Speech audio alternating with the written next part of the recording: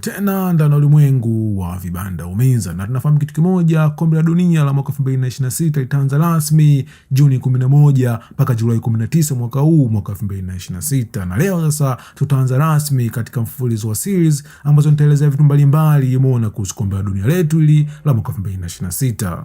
Na binafsi nitaanza kushare story mbalimbali pamoja na experience mbalimbali ambazo nimeziona ndani ya kombe la dunia, kuanzia kombe la dunia la mnamo mwaka 1998 nchini Ufaransa hadi kombe la dunia la mwaka 2022 nchini Qatar.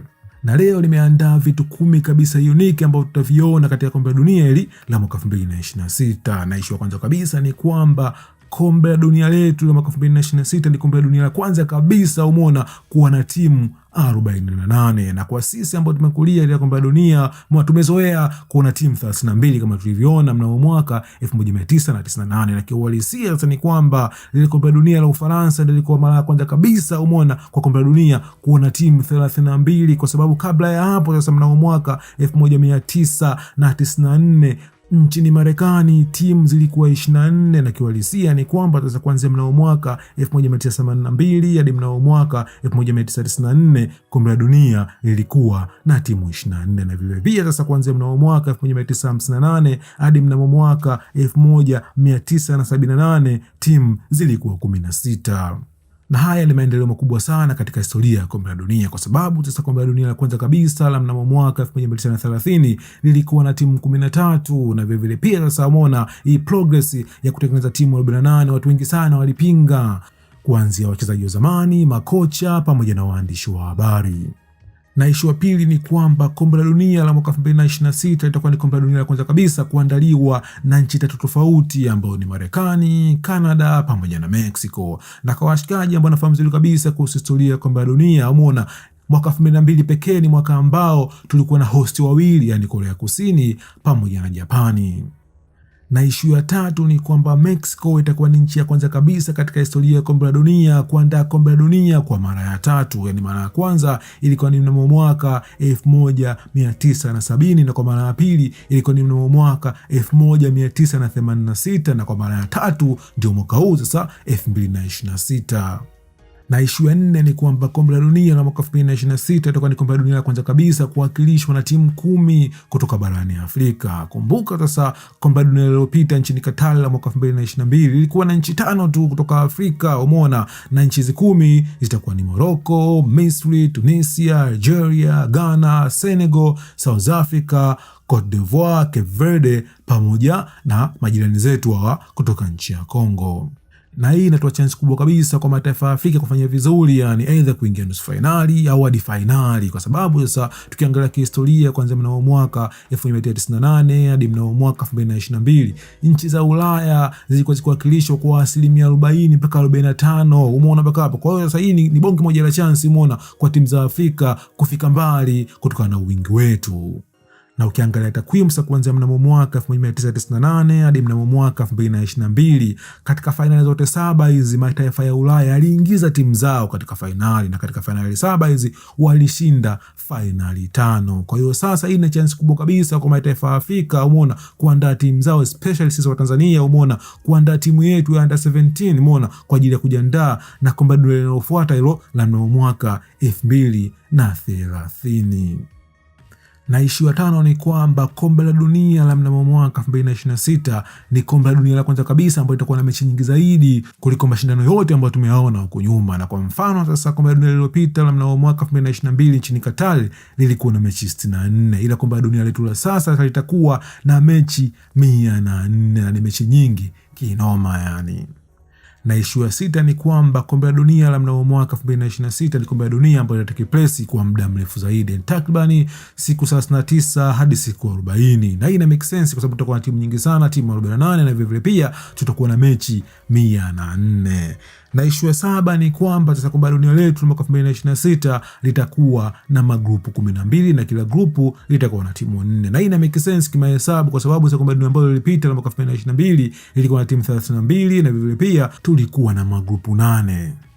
Na hapa ndo tunaingia moja kwa moja katika issue ya 8, na ni kwamba sasa kombe la dunia la mwaka 2026 ni kombe la dunia la kwanza kabisa ambalo litakuwa na raundi ya 32. Yani tumezoea sasa, umeona katika makombe ya dunia yaliyopita, especially mwaka 2022, umeona baada ya group stage tunaingia moja kwa moja katika round 16, timu 16. Baada hapo tunaingia moja kwa moja katika robo finali, timu 8, na baada hapo tunaingia nusu finali katika timu 4, na baada hapo tunaingia finali. Umeona mpaka hapo. Ila sasa kwa sababu tuna timu 48 hapa katikati, lazima tuwe na raundi ya timu 32 kabla tujaingia katika raundi ya timu 16.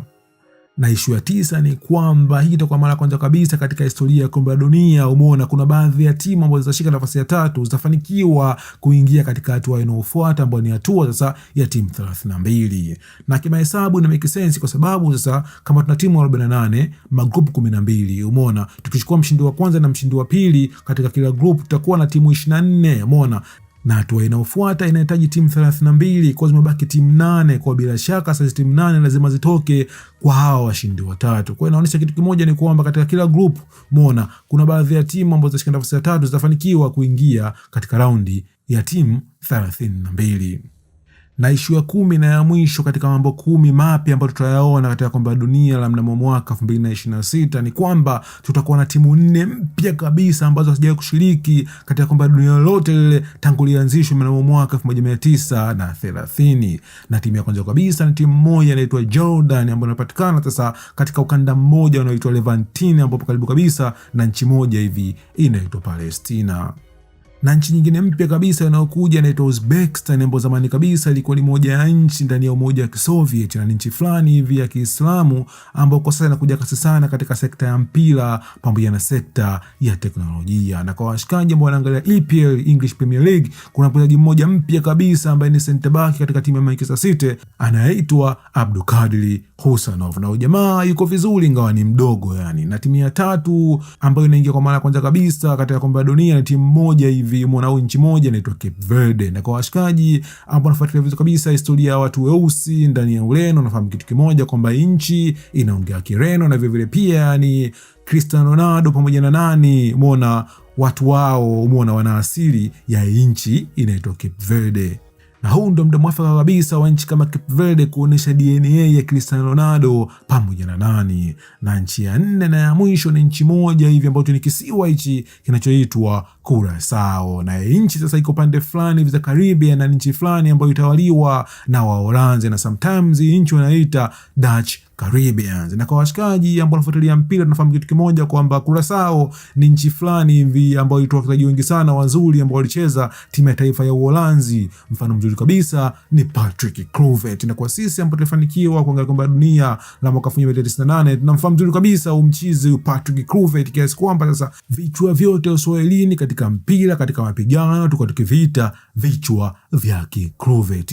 Na vile vile pia kwa washabiki zangu wa Arsenal tunafahamu kitu kimoja kwa mchezo wetu Timba, na pia sasa ingawa ni Mholanzi ana asili ya nchi inayoitwa Curaçao. Kwa hiyo sasa yani kama Cape Verde nao pia Curaçao inabidi watuoneshe zile DNA zile za wachezaji kama kina Patrick Kluivert. Na haya ni makala yangu ya kwanza kabisa katika mfululizo wa video zinazohusu World Cup Special ya mwaka 2026. Na kuanzia kesho sasa, wakati tuna review TV show ya From pamoja na movie mbalimbali ndani ya vibanda umiza vile pia sasa tutaanza kuvunja kila timu na wachezaji wake, muona pamoja na historia mbalimbali yani kuhusu hizo timu pamoja na nchi zao. Na kwa review ambazo zinafuata ndani ya ulimwengu vibanda umiza, stay tuned.